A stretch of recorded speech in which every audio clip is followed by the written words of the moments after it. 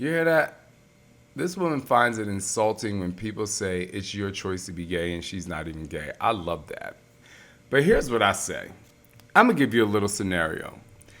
Let's say a guy walks into a bar and he sees another guy who's gay. And he's mad that that guy is gay.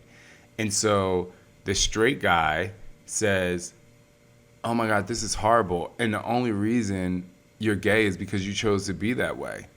If someone said that to me, I would be like, oh, I chose to be gay? So that means you walked into this bar tonight being like, yo, I have a desire to hook up with a man. Like, I have a desire to go home, be intimate with a man, get between the sheets with a man. I'm like, yes, like I find that man hot as hell, but I'm a choose to be with a woman instead.